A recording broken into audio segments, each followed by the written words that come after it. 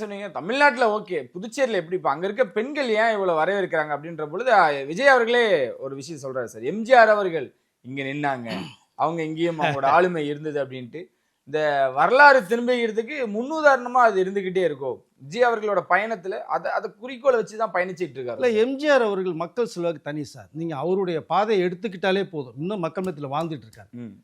77 தமிழ்நாட்டை வரதுக்கு முன்னாடி 74 பாண்டிச்சேரியில் வந்து ஒரு விஷயத்தை சொல்லி இது எத்தனை பேருக்கு தெரியும்?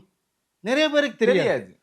அப்போ இந்த வரலாறு திரும்பி பார்த்தீங்கன்னா எம்ஜிஆர்ன்ற ஒரு சகாப்தம் வந்து எந்த அளவுக்கு வாழ்ந்திருக்காரு அப்படிங்கிற விஷயத்தை நான் பார்க்க முடியுது. கிட்டத்தட்ட எனக்கு தெரிஞ்ச வரைக்கும் அவருடைய ரூட்லேயே போகிறார். தவறே கிடையாது. எம்ஜிஆர் அவர்கள் வந்து இன்னைக்கு வந்து பொதுவான இப்போ எப்படி நீங்கள் அறிஞர் அண்ணா, பெரியார் அவர்கள், அம்பேத்கர் அவர்கள் எடுத்துக்கிறோம், அது மாதிரி எம்ஜிஆர் அவர்கள் எடுத்துக்கலாம். இப்போ ஸோ அவருடைய பாதையில் போகிறது எல்லாருக்குமான தலைவர் அவர். எஸ், கண்டிப்பாக மக்களால் போற்றக்கூடிய ஒரு தலைவர் அவர் எம்ஜிஆர் அவர்கள். சரிங்களா? இப்போ மறைந்தும் இன்னும் வாழ்ந்துட்டு இருக்காரு. அப்போ இந்த 3 பேரோட 4வதாக அவரையும் சேர்த்துக்கிட்டு விஜய் பயணம் சொல்கிறதுன்றது மிக சிறப்பாக தான் நான் பார்க்குறேன்.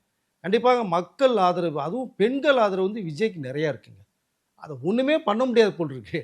தமிழ்நாட்டில் தான் இப்படி இருக்குன்னா பாண்டிச்சேரியில் நேற்று தெரிக்க விட்டார். இப்போ பாண்டிச்சேரிலையும் விஜய் யாருங்கிறத வந்து ஒரு சின்ன சாம்பிள் காமிச்சிருக்காருன்னு தான் என்னுடைய பார்வைக்கு தெரியுது.